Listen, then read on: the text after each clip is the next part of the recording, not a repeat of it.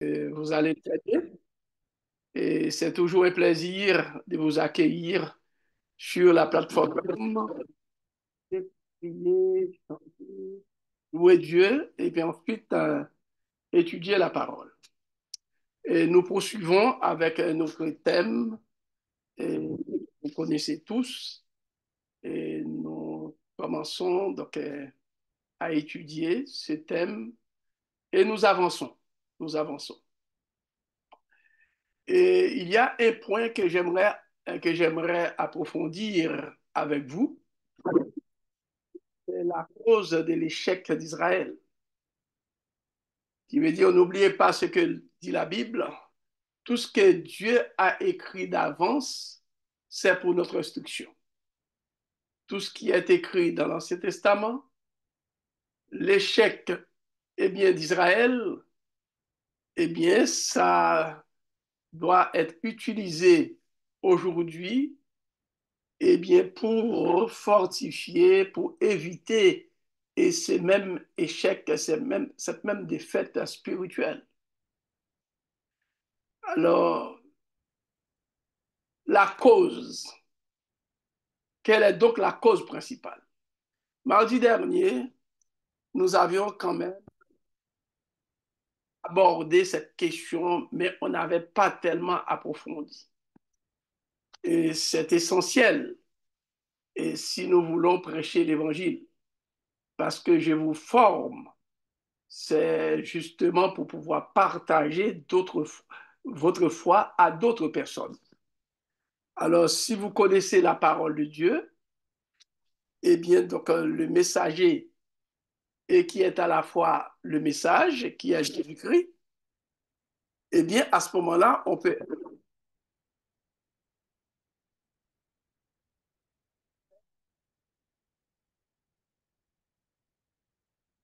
L'Église de Jésus-Christ sur la terre, c'est vraiment une Église messagère. Alors, l'Église, ce sont les croyants.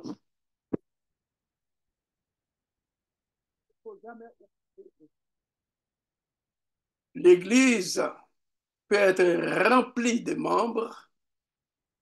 Alors, la congrégation, mais que l'Église de Jésus-Christ est toujours un petit noyau à l'intérieur. Généralement, ce sont ceux qui sont connectés. Pasteur Yod, Pasteur Yod, Oui, est-ce que tu pourrais rapprocher le micro parce qu'on a de la misère? Je ne sais pas si je suis le seul là. On perd le son, ouais, effectivement. ça. Est-ce On que perd ça le va là son de temps maintenant? en temps. Oui, là, ça va mieux. Vous avez la misère? On Merci perd beaucoup. le son de temps en temps là. Ah, OK.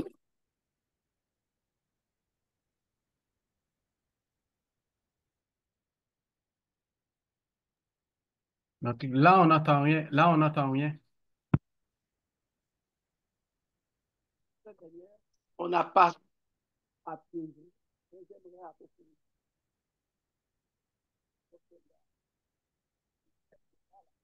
l'échec d'Israël. Je vais inviter vraiment quelqu'un, je vais vous demander vraiment s'il y a une personne peut lire une seconde fois Romains chapitre 9.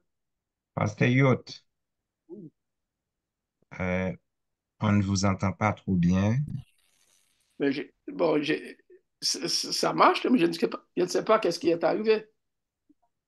Et maintenant, on vous entend. Mais cependant, je suis dans la même position. Je ne OK. sais pas. Parce Et que tout ce que attends-moi, vous aviez dit avant, là, on n'a pas entendu ce que vous aviez dit. attends-moi une minute et peut-être vraiment je vais. OK.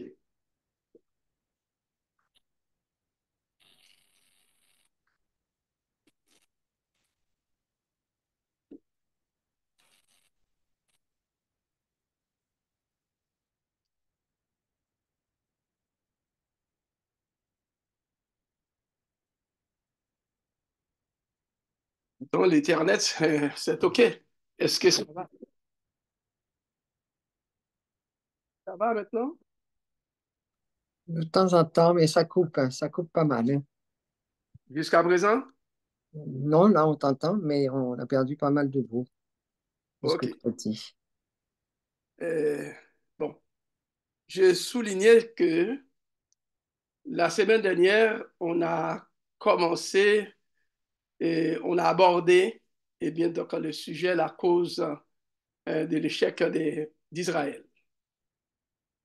Jusqu'à présent, ça va? Ou bien ça coupe? Ça va. Non, ça va. Là, ça Ça va. va, parfaitement, parfaitement. OK. Qui veut dire, donc, alors je vais demander à quelqu'un à quelqu'une de lire Romains 9, verset, Romains chapitre 9 et le verset 30 à 33. Romains 9, verset 30 à 33. Oui. Il est écrit. Que dirons-nous donc?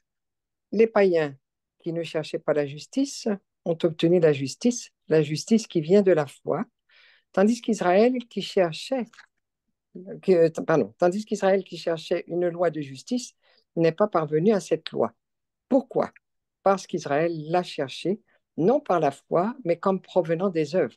Ils se sont heurtés contre la pierre d'achoppement, selon qu'il est écrit, Voici, je mets en Sion une pierre d'achoppement et un rocher de scandale, et celui qui croit en lui ne sera point confus.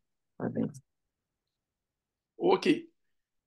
Dans ce passage que Ghislaine vient de lire, Paul a exposé l'erreur qui a provoqué la chute d'Israël. Vous voyez vraiment dans le texte. Cette erreur consistait à rechercher une loi de justice dans les œuvres. Qu'est-ce qui a provoqué l'échec d'Israël? Vous pouvez participer.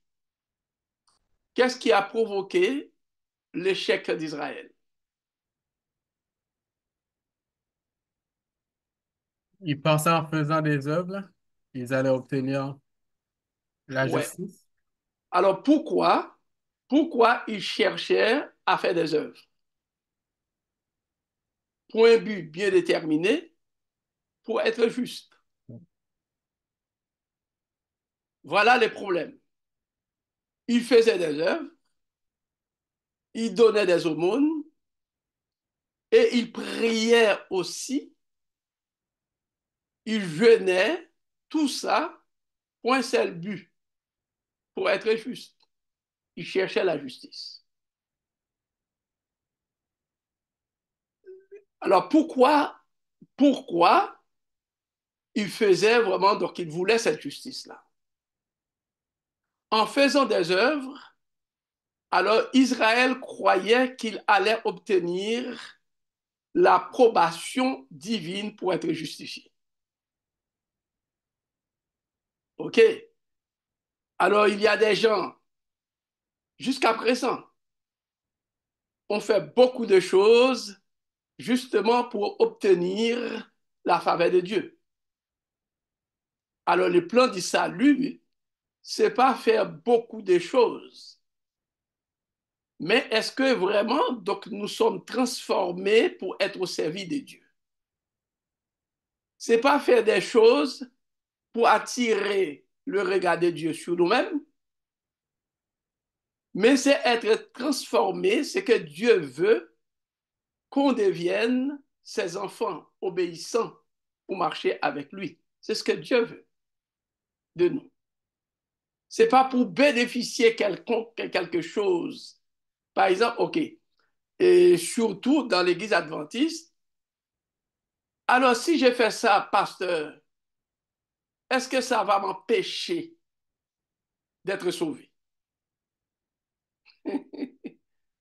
Alors qu'il veut dire vraiment, donc on essaie vraiment de faire des choses et justement, eh bien, on pose vraiment des questions. Est-ce que ces choses-là qu'on est en train de faire, est-ce que ça peut affecter notre salut? Nous sommes dans la même lignée que les Juifs. On fait des actions dans le but d'être sauvés. Alors, Donc, je vais donner un exemple. J'ai donné vraiment, donc, m'a posé vraiment une question, vraiment sur la question du port du sac pour jeûner, tout ça, etc. Mais j'ai dit vraiment, dans l'Ancien Testament, c'était la coutume de l'époque, c'est pas la coutume juive. C'était la coutume vraiment de tous les gens du Proche-Orient ancien. Quand, par exemple, ils sont en difficulté, il n'y a pas de la pluie, il y a des maladies, etc. Et c'était un vêtement ordinaire qu'on appelle le vêtement des sacs. Et puis, ils s'habillaient, ils mettaient vraiment de la cendre, et puis vraiment, donc, le visage défigurait pour montrer la tristesse. Alors, Dieu dit aux enfants d'Israël, c'est pas le vêtement qu'il faut déchirer, c'est plutôt votre cœur. Ce que Dieu veut montrer par là, c'est plutôt une transformation intérieure, c'est pas de l'extérieur. Et puis, j'ai montré à la personne que quand Jésus-Christ est venu, eh bien, les disciples, ils venaient, et les disciples venaient aussi, étaient avec lui pendant 40 jours de jeûne, etc. Mais cependant, Jésus-Christ n'avait pas porté parce qu'à l'époque de Jésus, il n'y avait pas ça. Effectivement, Jésus-Christ dit, si on va jeûner, on va prier, eh bien, vous devez soigner votre visage, soigner vos cheveux. Vous n'avez pas besoin de montrer aux gens, eh bien, que vous êtes en jeûne, que vous êtes en prière, etc. Eh bien, vous portez vraiment des habits de fête. Vous vous habillez bien, eh bien, pour pouvoir jeûner, pour rencontrer et pour plaider, etc. Ce qui est bien vraiment dans le jeûne, qui veut dire on fait un vide pendant ce moment-là, on met de côté des activités de faire de la nourriture, etc. Et bien dans les activités bien, domestiques, et justement pour passer un temps de qualité avec Dieu, pour prier pour un sujet bien déterminé, une cause. C'est ce que le Nouveau Testament nous enseigne. Et tout de suite, quand j'ai expliqué vraiment à la personne, mais si je le fais, est-ce que ça va m'empêcher d'avoir la vie éternelle? Est-ce que vous voyez? Qui veut dire vraiment donc, si ça ne m'empêche pas vraiment d'avoir la vie éternelle, je peux le faire. Mes amis, écoutez bien, c'est pas une question d'avoir la vie éternelle ou bien de ne pas avoir la vie éternelle. Eh bien, donc on suit ce que Dieu nous dit. Eh bien, c'est ce que l'Esprit de Dieu nous enseigne, ce que la Bible nous enseigne. Et ensuite, j'ai toujours dit, il faut situer vraiment chaque texte, chaque passage, chaque sujet dans son contexte, et bien dans son temps, et pour pouvoir et bien découvrir le message que Dieu veut nous donner. Parce que le message est là, c'est un message et bien, qui franchit le temps. Peut-être la forme ne franchit pas le temps, eh bien, mais le message franchit le temps d'éternité en éternité. C'est ce message qu'on va trouver. Ce qui veut dire que cette erreur a conduit Israël au refus du Christ. C'est ça vraiment qui est important. Lorsque on n'est pas prudent, vigilant, etc., eh bien, donc on a un seul modèle. Et Satan a toujours utilisé vraiment des choses qui sont vraisemblables et justement pour nous séduire. C'est ce qui est arrivé aux enfants d'Israël. Les enfants d'Israël, eh bien, collent jusqu'à présent, à l'époque du Christ, collaient, eh bien, eh bien avec vraiment cette habitude de travailler, de faire des œuvres pour avoir la vie éternelle. Qui veut dire, d'après l'apôtre Paul, la justice est seulement obtenue par la foi. C'est seulement par la foi. Et cette foi-là, c'est dans un événement. Dans un événement. Au verset 30 à 33, Paul montre que les païens, c'est-à-dire le peuple, Est-ce que jusqu'à présent, ça va? Vous me suivez? Eh oui, ça va, pasteur. OK. Alors, au verset 30 à 33, n'oubliez pas, n'hésitez pas à déposer des questions, de m'arrêter. Paul montre que les païens, c'est-à-dire le peuple,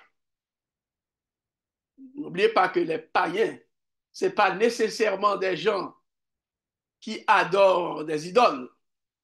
Ça, c'est une mauvaise conception dans la traduction française, dans la pensée des francophones, et surtout quand on dit vraiment païen, païen, qui veut dire toutes les nations, ce sont des païens, parce que le mot, c'est le mot ethnique, le mot ethnos.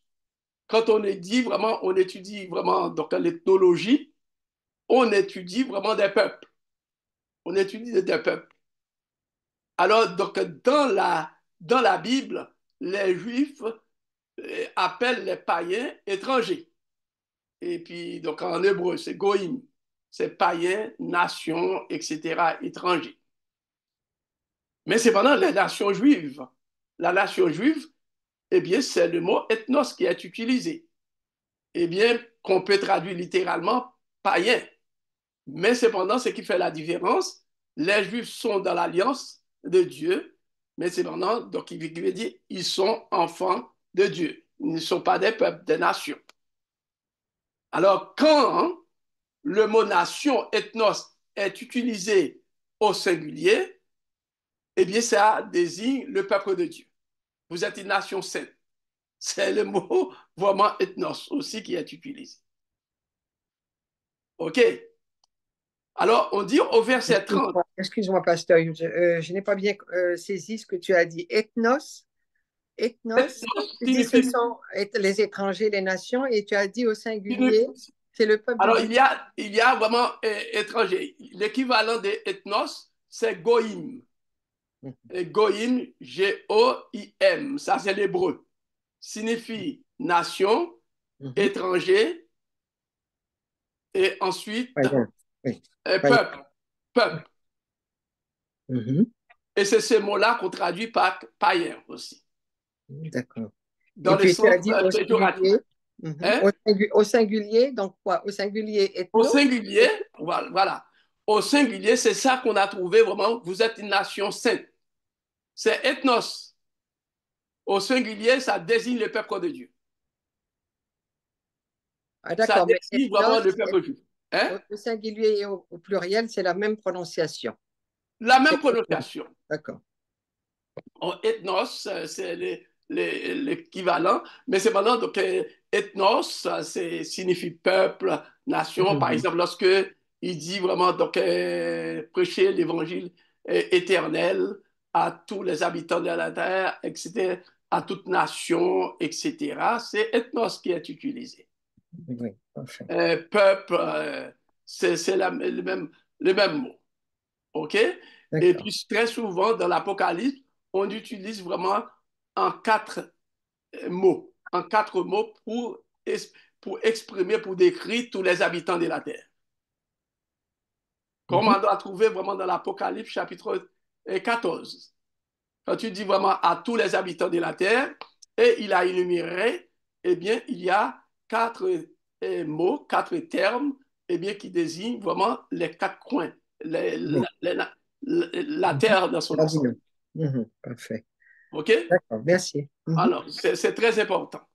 Alors, maintenant, quand on parle vraiment des païens, eh bien, quand Paul utilise, montre que les païens, c'est-à-dire le peuple, les nations qui sont venus à Jésus-Christ, ont obtenu la justice de Dieu par la foi. Qui veut dire vraiment, Paul va conserver le mot païen parce que, bien, donc, des chrétiens d'origine païenne. Qui veut dire vraiment, eh bien, qui ne sont pas et qui ne sont pas d'origine juive, ou bien pas juive, vraiment plutôt d'Abraham, qui ne sont pas du sang d'Abraham et d'autres peuples. Est-ce que vous êtes là? Alors, ils croient en Jésus qui est venu sur la terre. comme les mages. Les mages, ce sont des païens, des peuples vraiment issus vraiment du peuple païen. Il est mort et ressuscité. Alors, ils croient que Jésus-Christ est mort et ressuscité. Ils ont accepté par la foi que Jésus, qui est mort et ressuscité, qu'avec il est dit vraiment, et bien ces gens-là croient, ont la foi. Qui veut dire, ils ont confiance en cet événement-là, c'est un événement pour libérer eh bien, les gens. C'est la foi qui nous amène, ce n'est pas des œuvres. Vous êtes là? Alors, la justice de Dieu est dans l'événement mort-résurrection. Ce qu'on peut dire, eh bien, donc la justice de Dieu se trouve dans l'événement qui a eu lieu. L'événement qui a eu lieu, Christ est mort et ressuscité. Alors, n'importe qui croit dans cet événement-là, eh bien, vous acceptez eh bien, le plan du salut de Dieu en faveur de l'humanité. Le plan de la rédemption, c'est Christ est mort et ressuscité. C'est ça, cet événement-là. Et c'est cet événement-là qui nous justifie. Et c'est cet événement-là qui conduit eh bien, les croyants au pardon. C'est ça, au pardon. Alors, ils ont mis leur foi, qui veut dire en parlant vraiment des païens, des peuples, en Christ pour obtenir la justice divine. Tandis qu'Israël cherchait la justice de Dieu dans la révélation écrite. Et il ne l'a pas trouvée. Ils pratiquaient, écoutez bien, ils étaient zélés pour ça. Et ils mettaient en pratique, ils multipliaient des jeunes, ils multipliaient vraiment des rencontres à Jérusalem, tout ça, etc. Alors j'étudie ça vraiment, c'est à vous vraiment d'examiner combien d'activités que vous essayez de multiplier au lieu vraiment de croire fermement dans cet événement-là et pour partager à d'autres personnes pour remplir vraiment cette mission-là. Eh bien, donc, parce que ce sont des leçons pour nous. Alors, Israël a échoué de ne pas avoir accepté Jésus comme sa justice. Qui veut dire notre justice. Ce n'est pas parce que nous observons les commandements de Dieu, nous observons le sabbat. Si nous ne demeurons pas dans la justice du Christ, si la mort et la résurrection de Jésus-Christ ne produisent pas un changement radical, une transformation dans notre vie, notre sabbat, notre observation du sabbat est vaine. Est vaine, mes amis.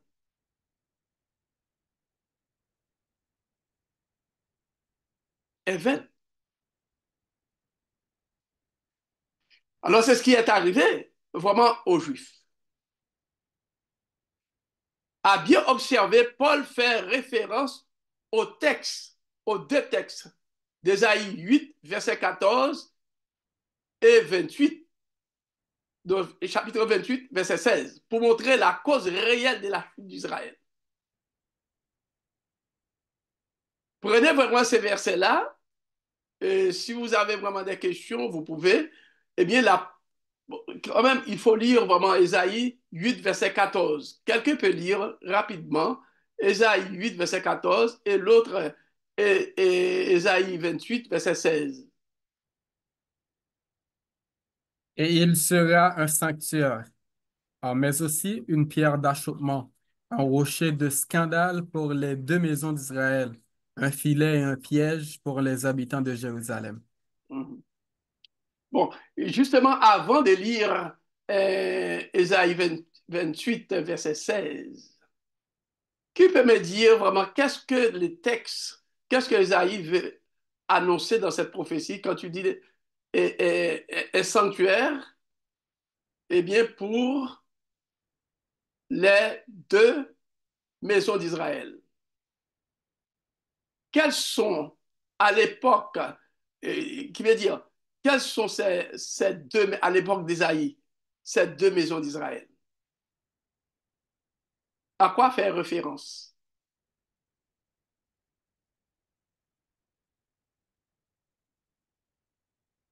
À Israël divisé, mes amis. Royaume du Nord, Royaume du Sud. Voilà.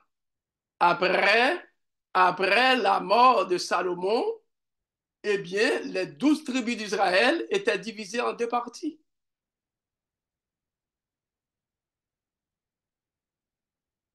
Il y a une partie, il y a vraiment seulement ces deux tribus qui restaient fidèles à Dieu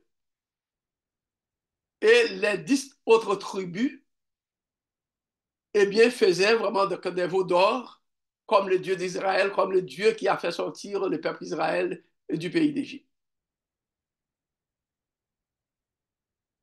Quelles étaient les deux tribus qui restaient fidèles?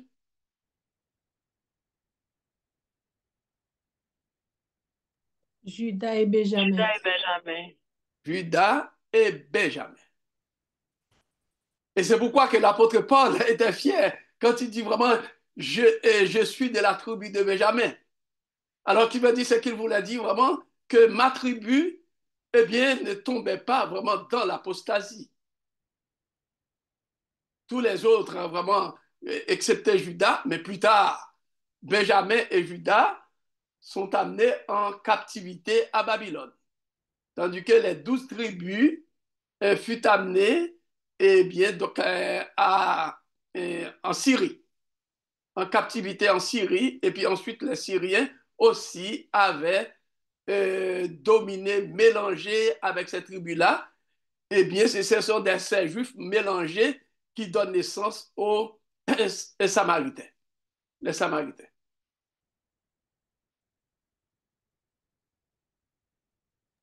Pardon, coucou Pasteur Youth. Oui, C'est comment vas-tu? qui? Ça va bien toi? Oui, ça va bien. C'est qui donne naissance aux Samaritains? J'ai pas compris. Les, les Assyriens. Les Assyriens, les Assyriens qui veut dire le territoire d'Assyrie est mélangé actuellement avec l'Irak.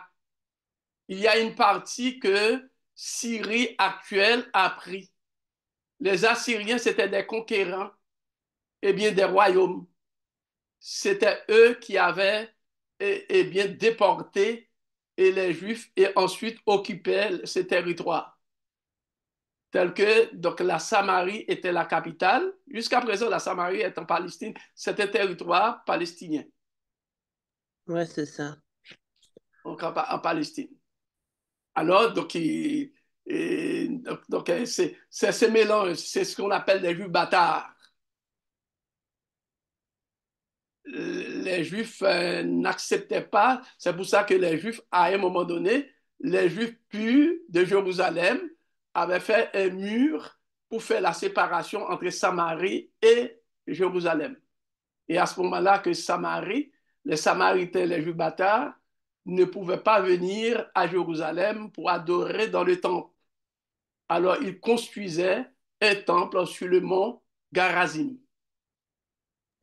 Est-ce que c'est ça qui donne les Juifs palestiniens de maintenant ou? Pas les Juifs, non, les Palestiniens, c'est autre chose, mais c'est maintenant, ça donne vraiment des sens aux Samaritains. Mais les Samaritains, il n'y avait pas beaucoup. Peut-être vraiment, on avait compté vraiment 600 actuellement, parce que normalement, ils se mariaient entre eux, etc. Et puis, donc, il n'y en a pas beaucoup, les Samaritains. OK. Ils ne se Merci. mélangeaient pas aussi avec les Palestiniens. Parfait, merci beaucoup. OK. Alors, Israël a rejeté le rocher qui est mis en Sion. Vous connaissez très bien donc, dans la Bible, le mot rocher ou pierre fait référence au Dieu Messie, qui sauve et sur qui quiconque peut s'appuyer. Donc, je vous donne vraiment certains versets. On n'aura pas de temps vraiment de lire. Vous pouvez lire ça chez vous. Prenez vraiment des versets. Genèse 49, verset 24. Le psaume 118, verset 22. Daniel 2, verset 34, 35. Qui veut dire c'est un texte, c'est une image très connue. Et la pierre qui a pulvérisé, eh bien, donc la statue, eh bien, qui est devenue une grande montagne. Alors, qui veut dire vraiment, c'est les dieux messianiques. Excusez-moi, le psaume, c'est quel psaume? Le psaume 118, verset 22. Vous allez trouver vraiment donc, le mot pierre ou bien rocher, etc. Et le rocher aussi qui a donné de l'eau, et bien, donc,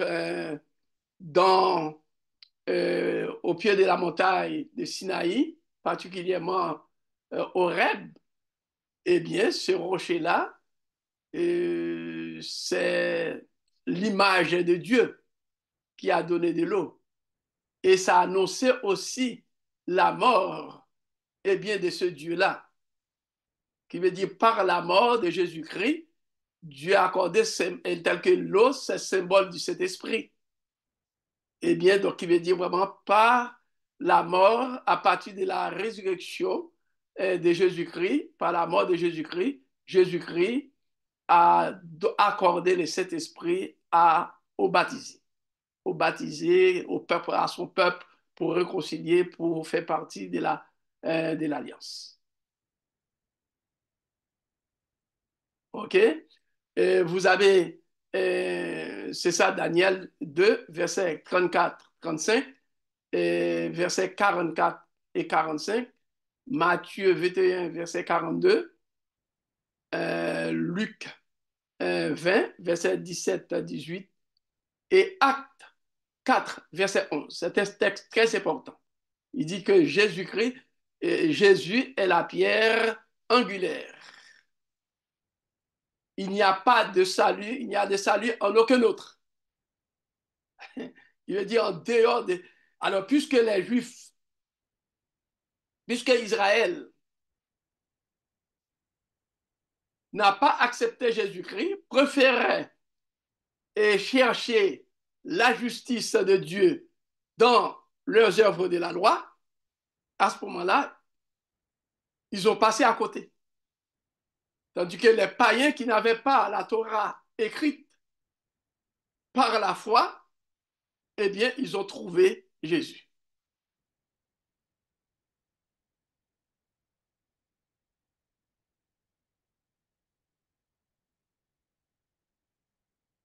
Ça va?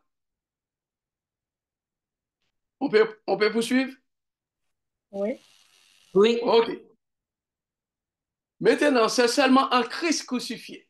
Ça, c'est vraiment, donc j'aime martèle ça. C'est seulement un Christ crucifié et ressuscité qu'on a la justice de Dieu qui sauve. C'est pas dans l'observation de la loi. Pas dans les décalogues. C'est pas ça. C'est pas là qu'on va trouver vraiment la justice de Dieu. La justice de Dieu, c'est en croyant dans l'événement de la croix, dans la résurrection de Jésus-Christ. Maintenant, l'apôtre Paul va dire vraiment, dans Romains 10, versets 1 à 3, Paul montre qu'Israël est zélé pour Dieu. C'est un peuple vraiment zélé pour Dieu. Mais il a perdu la capacité de comprendre pour connaître la justice de Dieu. On peut être zélé pour Dieu. On peut avoir un zèle amer. On peut offenser vraiment d'autres frères parce qu'on a tellement de zèle, on veut protéger. On veut protéger la Bible. Mais Dieu ne nous demande pas de protéger la Bible.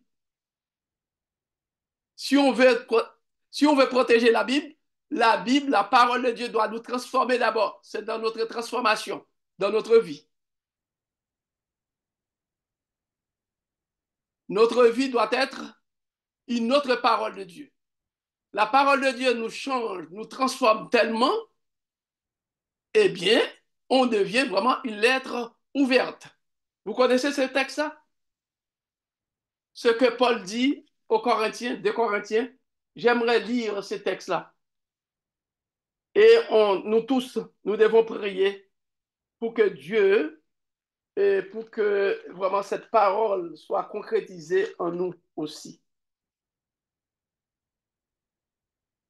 C'est 2 Corinthiens chapitre 3. 2 Corinthiens chapitre 3. Et le verset 4 à 6. J'aimerais lire pour vous. Non, non, à partir du verset 3.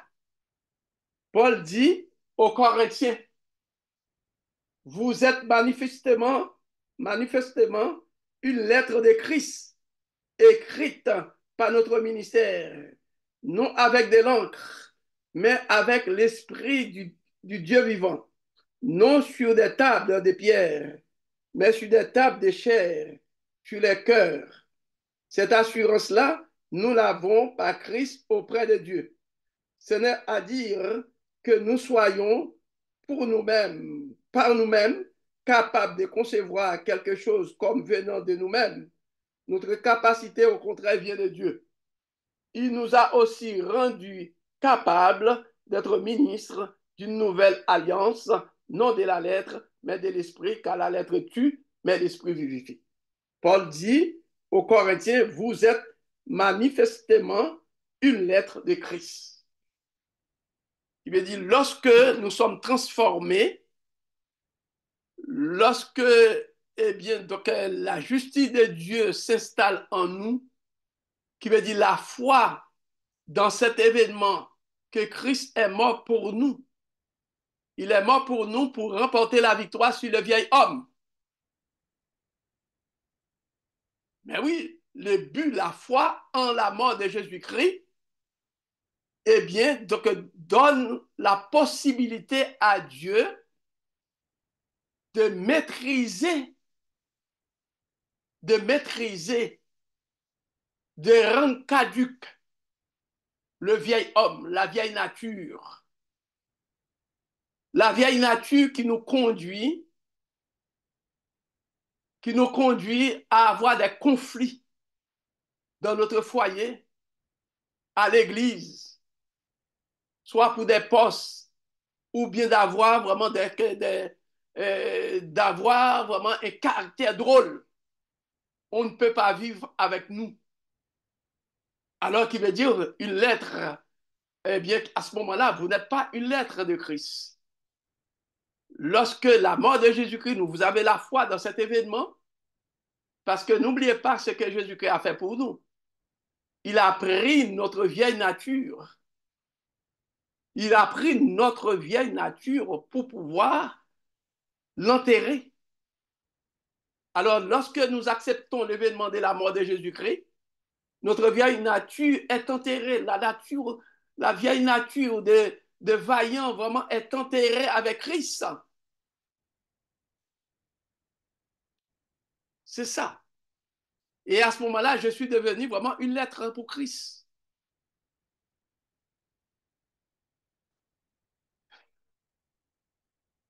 Vous êtes là? Alors, il a perdu la capacité de comprendre les Juifs. Au lieu de chercher cette justice-là par la foi, Israël établit sa propre justice à travers l'observation de la loi. À travers l'observation de la loi. On est beaucoup plus habile dans l'Église à mettre des critères pour que les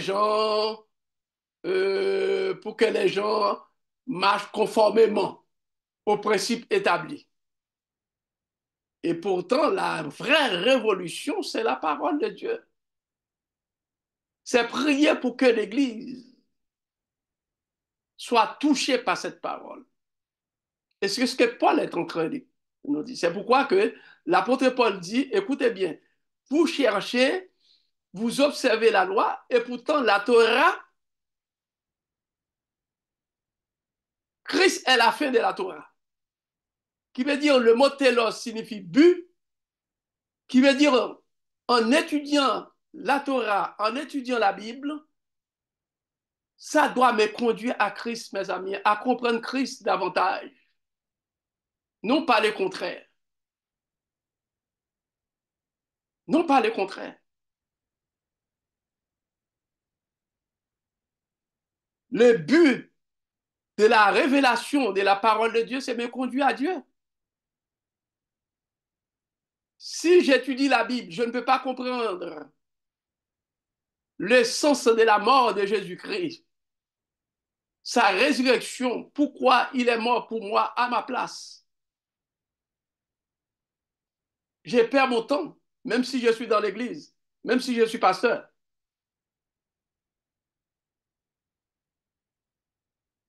Alors, au verset 5, j'aimerais la Bible en main, chapitre 10, verset 5.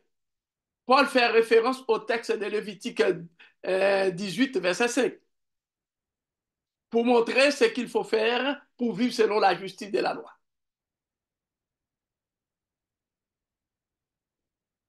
Il y a quelqu'un qui peut lire ça pour moi? Et...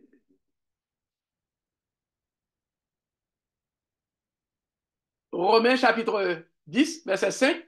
Il y a une autre personne qui va lire Lévitique 18, verset 5. Est-ce que vous êtes là? J'ai l'impression que vous n'êtes pas là. Vous êtes là? Oui. Est-ce que ça va? Oui, pasteur, ça va. OK. Euh, alors, On commence Romains avec chapitre... Romain ou Lévitique? Non, Romains, il y a quelqu'un qui va lire d'abord Romains 5 et puis une autre personne, Lévitique 18, verset 5.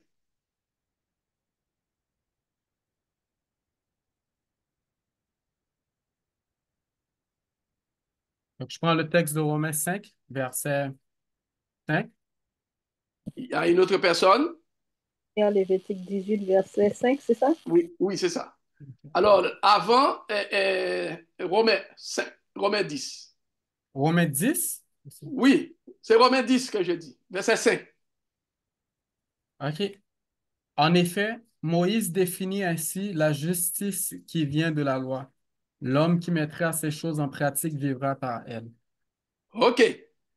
Alors, qui veut dire Paul cite Lévitique 18, verset 5. Alors, j'aimerais la personne qui l'a. Lévitique 18, verset 5. Vous Mhm. observerez mes lois et mes ordonnances. L'homme qui les mettra en pratique vivra par elles. Je suis Voilà. Merci beaucoup. Alors, qui veut dire vraiment, l'apôtre Paul a cité et vraiment le texte de Lévitique.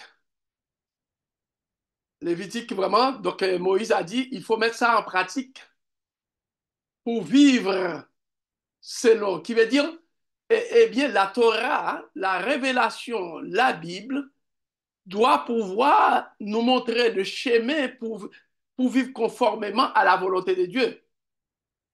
Le texte de Lévitique n'a pas dit vraiment que, eh bien, en observant, en pratiquant, nous allons trouver la justice. C'est pas ça.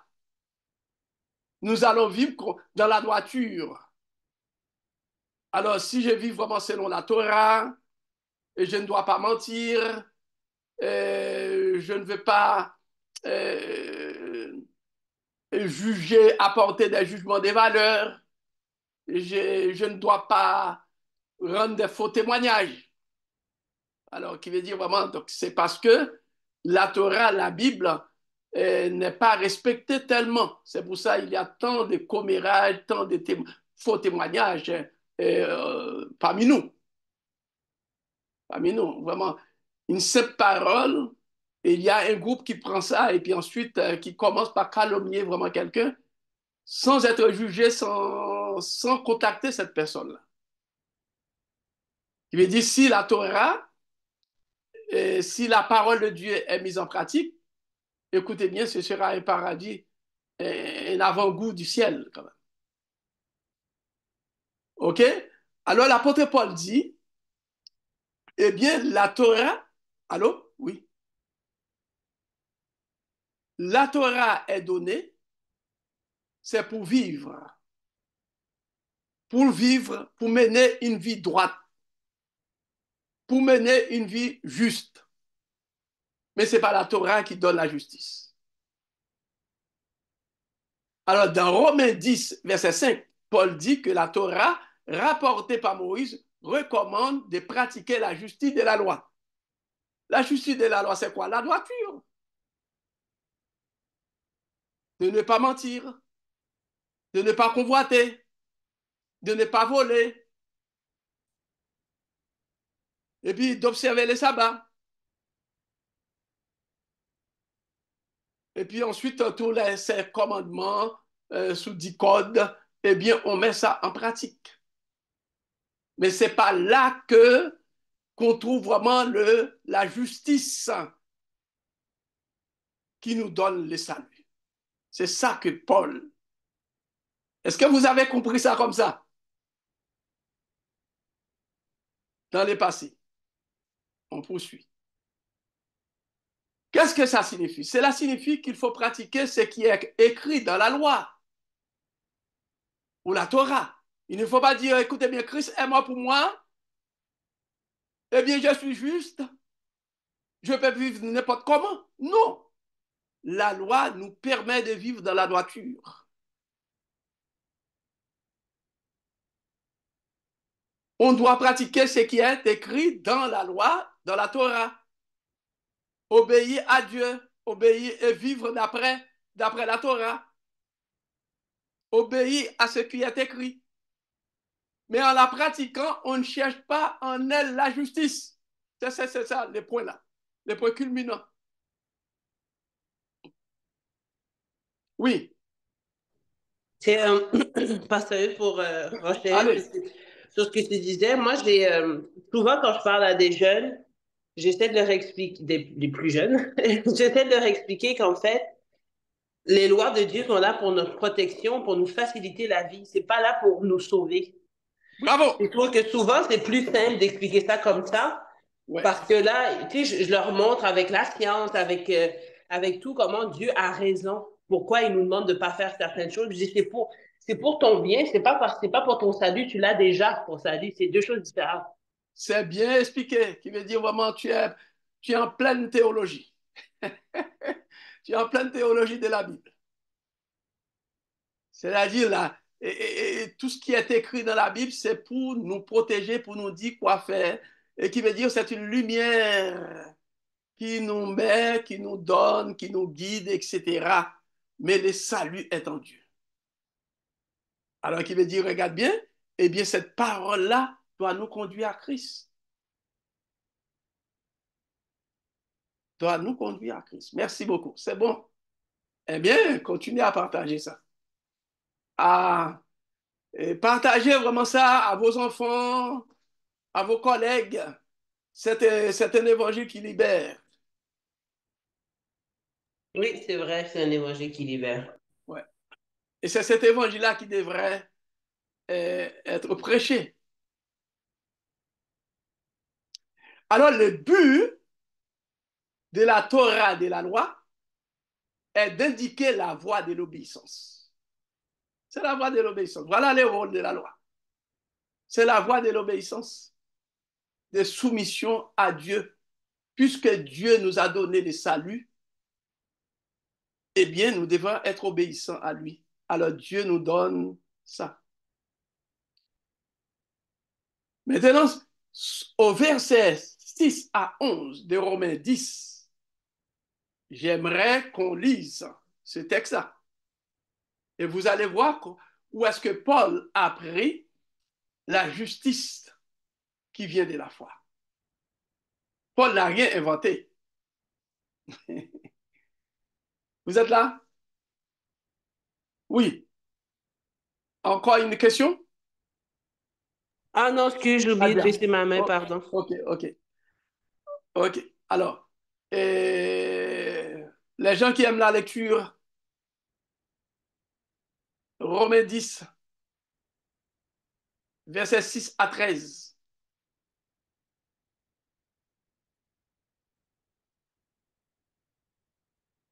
Non? Romains 10, versets 6 à 13. Oui. Mais voici comment parle la justice qui vient de la foi. Ne dis pas dans ton cœur, qui montera au ciel? C'est en faire descendre Christ. Ou qui descendra dans l'abîme? C'est faire remonter Christ d'entre les morts. Que dit-elle donc? La parole est près de toi, dans ta bouche et dans ton cœur. Or, c'est la parole de la foi que nous prêchons. Si tu confesses de ta bouche le Seigneur Jésus et si tu crois dans ton cœur que Dieu l'a ressuscité des morts, tu seras sauvé. Car c'est OK. en croyant du cœur qu'on Mhm. parvient à la justice et c'est en confessant de la bouche qu'on parvient au salut. Verset 13, hein? Ouais. OK. Selon ce que dit l'Écriture, quiconque croit en lui ne sera point confus. Il n'y a aucune différence, en effet, entre le juif et le grec, puisqu'ils ont tous un même Seigneur, qui est riche pour tous ceux qui l'invoquent. Car quiconque invoquera le nom du Seigneur sera sauvé. OK. OK. OK. Bon. Qui a déjà fait face, qui a déjà lu ces textes-là et qui prête attention? Est-ce que vous comprenez ce que Paul veut dire par là? À partir du verset 6.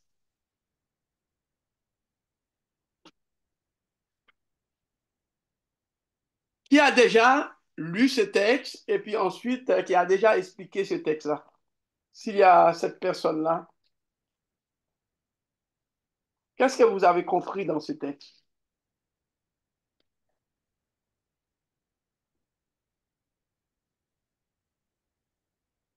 Personne? Au verset 6, Paul, regarde bien, verset 5, Paul dit, bon, écoutez bien, ce que Moïse a défini, l'homme qui mettra ces choses en pratique vivra par elle. Il veut dire, tout ce qu'on fait, on met en pratique la Torah, la révélation, tout ce qui est dit dans les 5 premiers livres de Moïse, eh bien, vous allez vivre par ça. Parce que normalement, ça nous montre vraiment le chemin pour vivre, etc. Mais, Paul dit, mais, Paul a mis une opposition, eh bien, à la justice, qui veut dire d'après la pratique de la pratique de la loi, eh bien, nous montre comment vivre, comment marcher, eh bien, comment vivre dans la droiture, etc. Mais il dit, mais voici comment parle la justice qui vient de la foi. Qu'est-ce que Paul a fait? Il a opposé la justice de la loi qui nous montre comment vivre et la justice qui sauve. Parce que Junior vient de lire le texte jusqu'au verset 13. Paul parle ici vraiment de la justice qui vient de la foi, c'est le salut. Tandis que la justice, eh bien, selon laquelle, quand on pratique la loi, ça nous montre vraiment donc, la droiture, il y a une opposition. C'est pas ça que vous avez, que vous voyez vraiment dans le texte. Je m'excuse, Pasteur Luc, mais j'ai pas compris. Est-ce que ça veut dire que la justice qui s'exprime par la foi ne questionne pas le salut des autres? Non, non, c'est le salut. C'est ça, vraiment, tout le monde trouve le salut là-dedans. La justice qui s'exprime par la foi. Par la foi. C'est ça qui donne le salut. OK. Alors qu'il veut dire au verset 5, Paul dit, ouais, il y a la justice qui vient de la loi. La justice qui vient de la loi, je viens d'expliquer ça, c'est la droiture. Comment Mhm. marcher selon la parole de Dieu. Mhm. Mais il n'y a pas de salut là-dedans.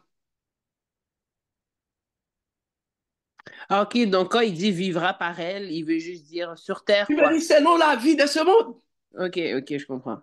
Tu vas te comporter. Par exemple, il n'y a pas d'adultère. Tu es marié, tout ça, etc. Tu vas suivre. C'est pas pour un mari, mais c'est maintenant, c'est justement parce que tu es en communion avec la parole de Dieu.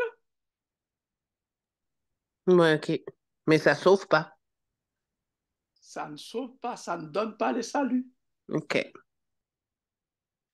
Alors, c'est ça la différence. Dans le verset 6, qu'est-ce qu'il dit? Il dit, je vais vous montrer, je vais vous parler de la justice qui vient de la foi. C'est pas ça?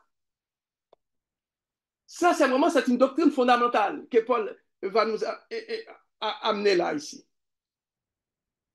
Parce que cette justice-là, tu n'as rien fait pour l'avoir. C'est la foi seulement qu'il faut avoir. Tu n'as pas observé les commandements de Dieu pour avoir la justice de la foi.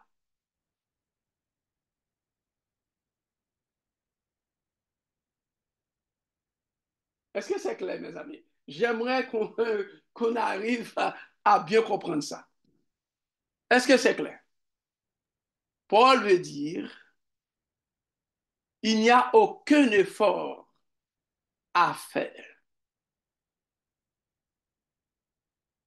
pour avoir cette justice-là. La seule chose, c'est recevoir cette justice. C'est recevoir la réception et persévérer dans cette justice. Amen. Ce que vous voyez, mes amis.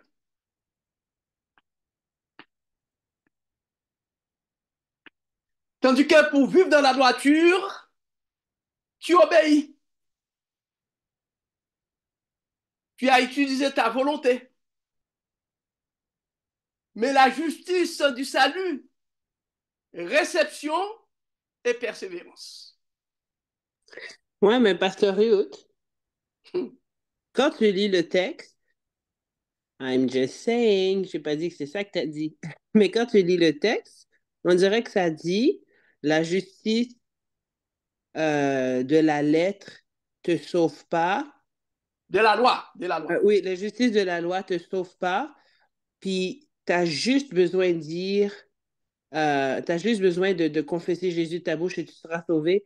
Dans le fond, la justice de la loi, tu peux le faire, tu peux ne pas le faire, ça ne change pas grand-chose. Ce qui est important, c'est que tu confesses Jésus de ta bouche. Ok, non, On non, dirait non, que non. c'est ça que le texte dit. Non, c'est pas ça le texte veut dire. Paul veut dire, la justice qui vient de la loi, tu dois vivre avec ça. Alors, si, et tu dois vivre avec ça. Parce que normalement, c'est ça qui te marque vraiment dans ton comportement. Le comportement, n'est-ce pas vrai? Le comportement. Ouais. Tandis que la justice qui sauve par la foi, tu crois dans un événement. Par exemple, normalement, c'est ce... Bon, écoutez bien. Qu'est-ce que... La loi ne peut pas vous accorder le pardon. Est-ce que vous êtes d'accord avec ça? Oui. Le pardon vient de qui? Jésus. Mais pour avoir le pardon, comment tu vas avoir le pardon? Il faut avoir la foi en lui. Oui.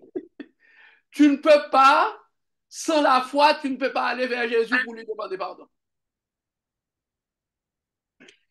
Mais dans le fond, Pasteur Hugues, ma question, c'est la suivante. Comment répondre à quelqu'un qui dirait, ben, on peut faire ce qu'on veut tant qu'on confesse Jésus? On peut faire ce qu'on veut, ça serait peut-être plus facile si on suivait la loi, mais dans le fond, c'est comme un raccourci. Fait que si tu veux pas prendre le raccourci, c'est pas grave, t'es sauvé quand même. Non. Tu dois être sincère pour expliquer. Eh bien, Dieu n'a pas donné la loi pour être sauvé, mais pour pratiquer, pour vivre dans la droiture. Je me dis vraiment, la personne, c'est clair?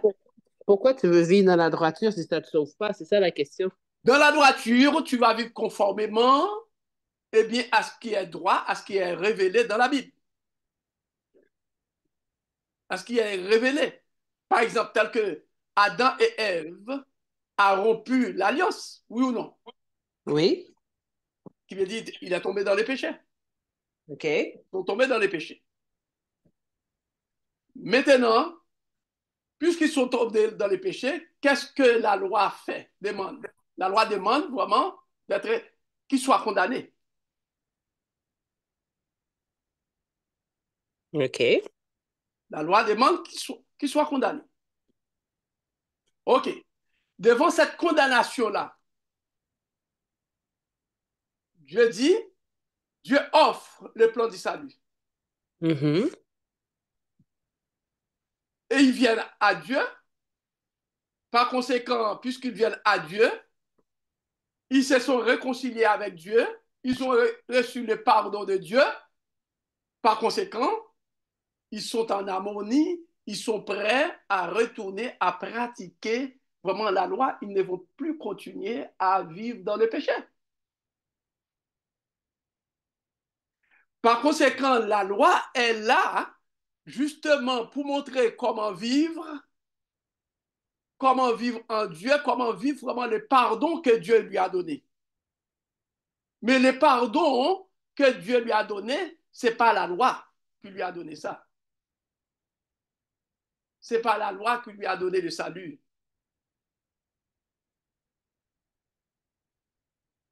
Je ne sais pas si on saisit. Ce n'est pas la loi qui donne le salut. La loi révèle le péché. C'est ce que Paul dit. C'est ça.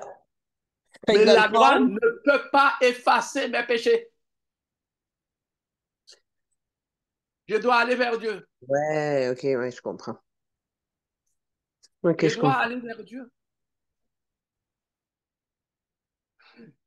Qui me dit, quand j'ai péché, eh bien, je vais vers Dieu.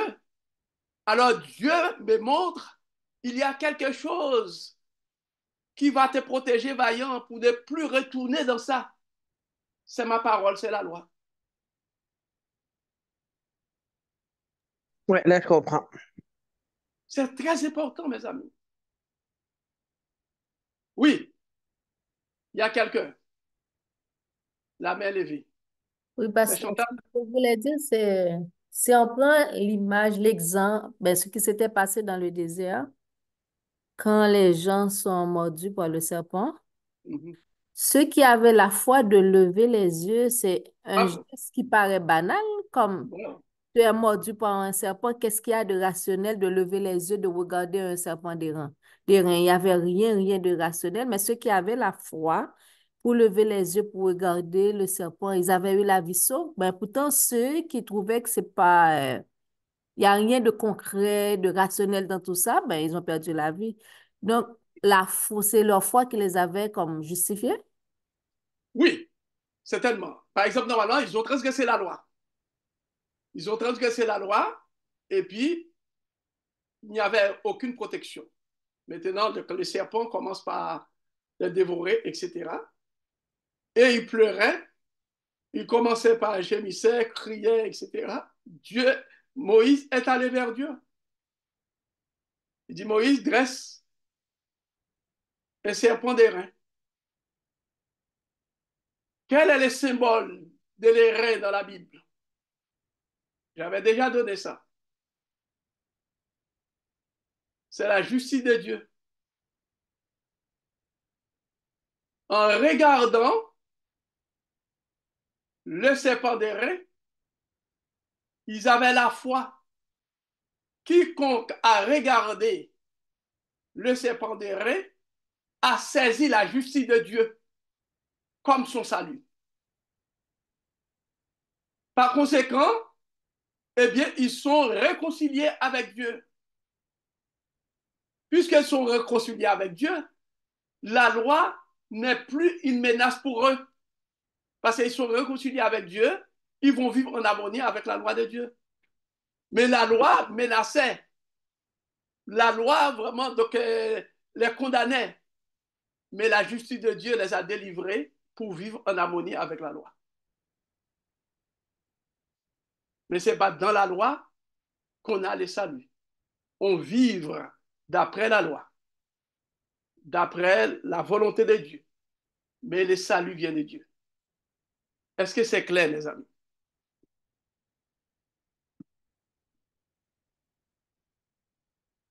Si ce n'est pas clair, je peux reprendre. Hein? Pour moi, c'est clair. Merci beaucoup, Pasteur.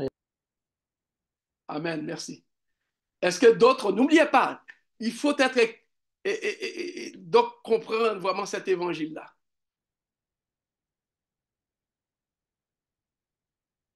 Le salut vient de Dieu. Le salut est obtenu par la foi. La pratique de la loi nous permet de vivre en harmonie vraiment de ce salut-là. Alors, je vais utiliser toute cette image-là. Parce que si le salut de Dieu est en moi, mes amis, je ne peux pas répandre des faux témoignages autour de moi. Sinon, c'est parce que le salut de Dieu est absent. Est-ce que vous voyez? Le salut de Dieu, c'est en Dieu. Je dois aller à travers le pardon de Dieu. J'obtiens le pardon. J'obtiens le salut. Est-ce qu'il y a des questions?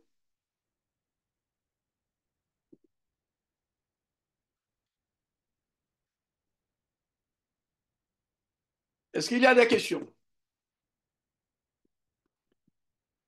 Est-ce que c'est compris, mes amis? Parce que normalement, donc nous allons voir dimanche mardi prochain où est-ce que Paul, parce que normalement, le verset 6, Romains chapitre 10, verset 6 à 13, c'est une citation. C'est une citation. Paul a cité le texte de la Torah, Deutéronome 30, qui veut dire Dieu a déjà donné, en donnant la Torah, Dieu a déjà donné aussi les moyens de grâce.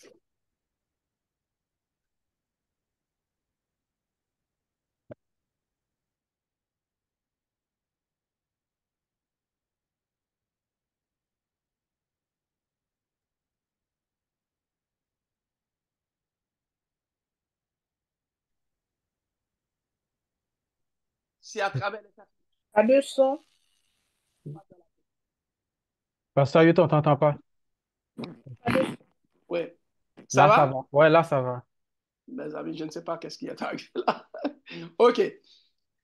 Parfois, j'ai pensé vraiment que j'étais sur la chair là. OK. Alors, jusqu'à présent, ça va maintenant. Eh oui. Ça va. Bon, est-ce que vous voyez, j'aimerais que vous appreniez cette leçon-là. C'est ça qui fait vraiment l'échec des Juifs. Et c'est un problème aussi qui a été soulevé au début de l'Église adventiste avec vraiment 1888. Le légalisme et la justification par la foi. On va parler de ça. C'est un message sauvé par grâce, sauvé par la justice de Dieu. C'est un message qui a été donné à Adam et Ève après le péché.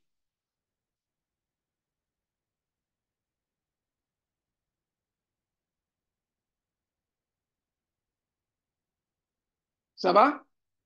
Bon, je ne vais pas aborder. Si vous avez vraiment des questions, si vous avez vraiment des commentaires à faire pour mieux comprendre, je vais rester là parce que je ne vais pas le texte de Paul. Et je vous invite à lire bien ce texte que Paul a cité et a pris. C'est dans Deutéronome 30, versets 12 à 14. Vous allez voir, c'est dans le chapitre 6, on va lire ça seulement. Dans le chapitre 6, chapitre 10, verset 6 à 13. Voilà, ce que Paul a pris ça. Paul n'a pas inventé, ce n'est pas un discours qui vient de Paul. C'est dans Deutéronome. Deutéronome. Deutéronome On va dans Deutéronome quoi? 30, verset 12. Je vous donne ça comme devoir, mais je vais lire ça avec vous. Et pour mardi. Alors, on va comparer ça avec Romains 10, verset 6 à 13. Surtout verset 12. Verset 12 à 14.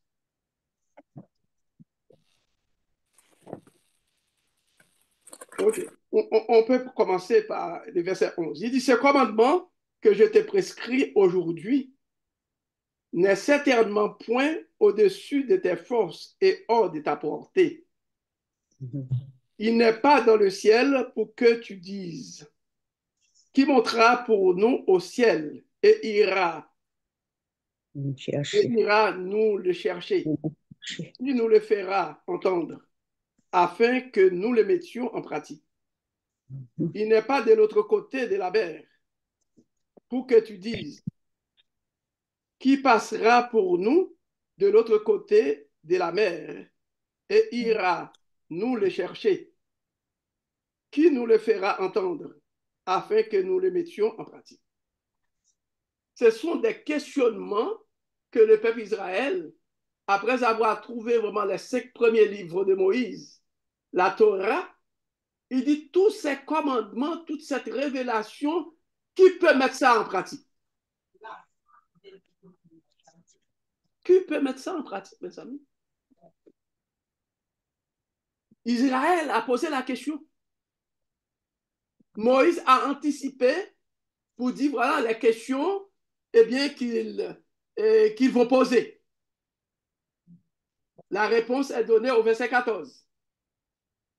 C'est une chose, au contraire, qui est tout près de toi, dans ta bouche et dans ton cœur, afin que tu la mettes en pratique.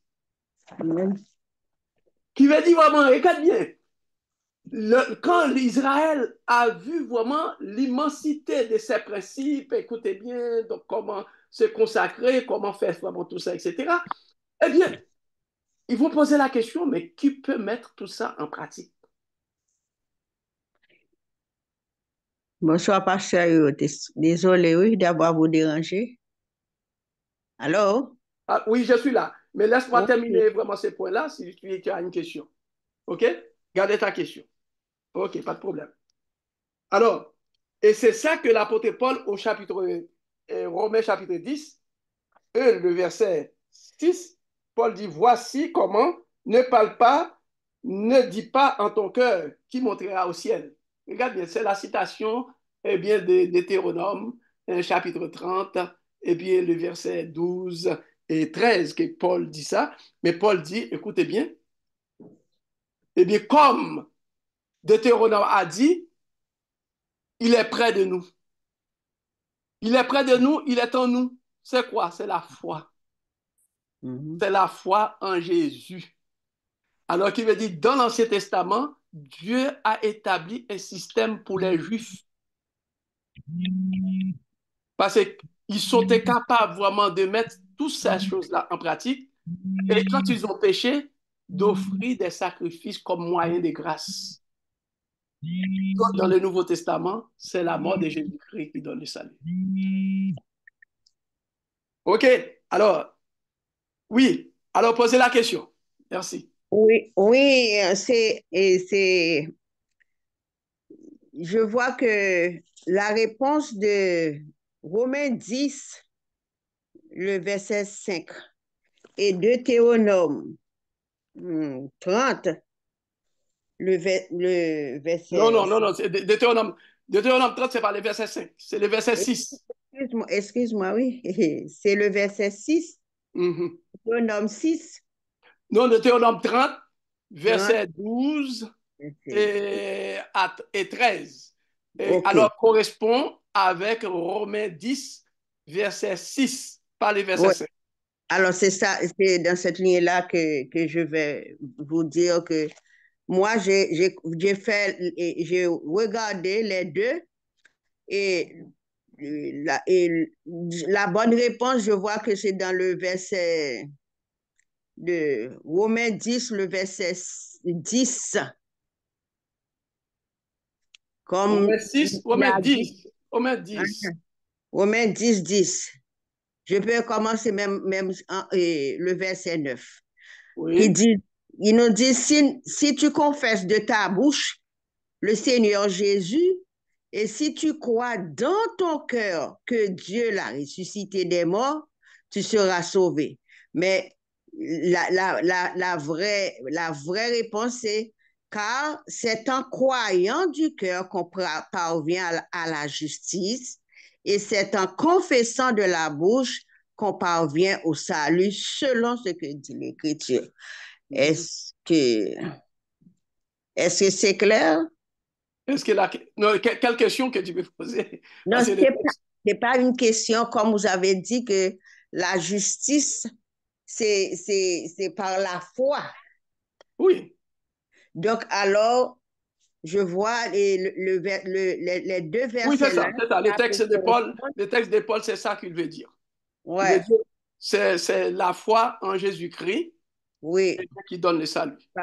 Oui, qui parvient le salut. Oui, c'est ça, c'est ça. C'est pas dans l'observation de la loi. La loi, on observe la loi pour obéir, pour vivre selon Dieu, d'après les critères de Dieu. Mais le salut est en Dieu, en Jésus-Christ. OK? Amen. Merci. OK. Est-ce que je peux prendre une minute pour dire quelque chose? Oui, certainement. Être justifié par la loi, ça peut créer la peur chez les gens. Je voudrais dire ce soir aux gens, s'il y a des personnes qui ont peur ou qui vivent avec de la crainte, n'ayez pas cette crainte. Le grand Dieu qui s'est fait homme pour vous sauver, il vous aime beaucoup. Donc, s'il a cet amour pour se faire homme pour me sauver, je sais on peut croire qu'il va toujours nous sauver. Demandez pardon. Si vous tombez, si vous glissez, ne restez pas sur votre chute. Demandez pardon et relevez-vous. Dieu va vous accepter, il va vous pardonner. Donc, il faut juste croire et puis avancer. Mais si vous avez la peur, est-ce que j'observe la loi? Je n'observe pas la loi. Vous n'allez pas avancer. Croire en Dieu, croire en Jésus. Si vous faites une erreur, vous demandez pardon, puis vous avancez parce que Dieu va vous pardonner. Oui, c'est ça. Ce sont des détails, mais cependant, n'oubliez pas, justifié par la foi, par la loi, c'est écrit dans les textes de la Bible. Parce que normalement, il faut aller dans la racine. Qu'est-ce que ça signifie? Justifié par la loi, c'est pratiquer la droiture. Qui veut dire, il y a des mots, parce qu'on ne peut pas éviter. Et on ne peut pas éviter vraiment ces mots-là est expliqué. Et pratiquer, c'est au niveau de la pratique. Justifié par la foi, c'est pratiquer, et bien donc la loi. Pratiquer la loi, et justifié par la loi. C'est pratiquer ce qui est dit dans la loi, etc. Mais ce n'est pas ça qui donne le salut. C'est parce que normalement, il faut apprendre à expliquer, à étudier quand on étudie la Bible, vraiment le vocabulaire qui est utilisé dans la Bible. Après ça, on peut extrapoler, dire vraiment, voilà, ce que Paul veut dire, etc. Mais il faut rester dans les textes de la Bible parce que normalement, donc, quand tu ne seras pas là, la personne doit se débrouiller toute seule. Mais si tu as expliqué ça bien dans la Bible, que la personne comprenne ça avec des versets, qui veut dire vraiment, donc tu donnes un enseignement pour tous les jours à la personne. Ça va, Chantal? Allô? Oui, ça va, merci. OK, c'est ça. Bon, s'il n'y a pas de questions ou bien des commentaires, ce qu'on a appris aujourd'hui, c'est clair. Il veut dire, donc, la loi est là pour nous faire vivre d'après Dieu, mais ce n'est pas pour être sauvés. Ce qui nous sauve, c'est Dieu. Et si nous sommes sauvés, on va obéir à la loi. C'est ça vraiment qu'il faut mettre. Si nous sommes sauvés, le salut de Dieu est en nous, on est prêt à obéir à la parole de Dieu. On ne va pas se révolter contre la parole de Dieu, c'est simple. Est-ce que vous êtes d'accord avec ça? Si on est sauvé, Jésus-Christ est mort pour nous. Eh bien, Jésus-Christ est mort pour nous sauver. On accepte Jésus-Christ. N'oubliez pas. Donc, le salut, c'est l'acceptation. La foi nous permet d'accepter le salut. une fois qu'on accepte le salut, eh bien, donc on persévère. Et si on persévère, on a besoin de la loi pour pouvoir nous aider à vivre jusqu'au retour de Jésus-Christ ou bien jusqu'à notre mort. C'est cet évangile-là qui doit être prêché. Merci beaucoup d'être patient et puis qui veut dire vraiment pour apprendre et désapprendre peut-être la façon qu'on a appris vraiment des choses. Eh bien, on est en train d'étudier les textes des plus près, qui veut dire ça peut donner, des petites frictions. Alors, mais merci beaucoup. Que Dieu vous bénisse. Merci. Amen. Amen. Merci, Pasteur Ruth. Donc, sans plus tarder, nous allons chanter le chant, le numéro 43. Et j'inviterai à quelqu'un de faire la prière finale pour nous. S'il vous plaît.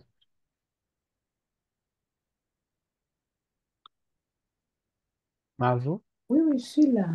D'accord. Numéro 43, s'il vous plaît. On chante toutes les strophes ou... 2 ou 3 soirs. Ok.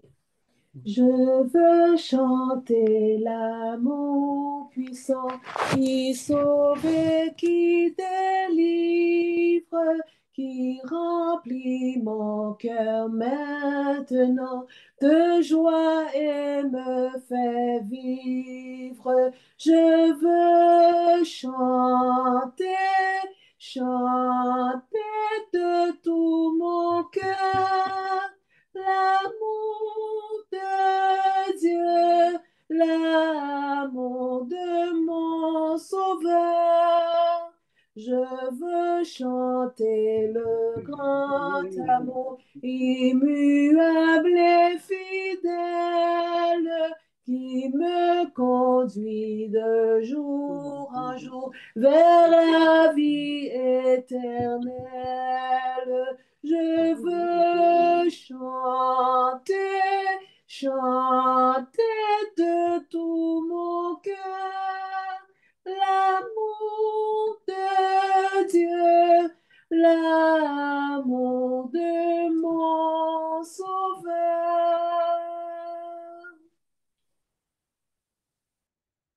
Amen. Donc, je demanderai à la sœur Daniel ou à la sœur Annecy de faire la prière pour nous. S'il vous plaît.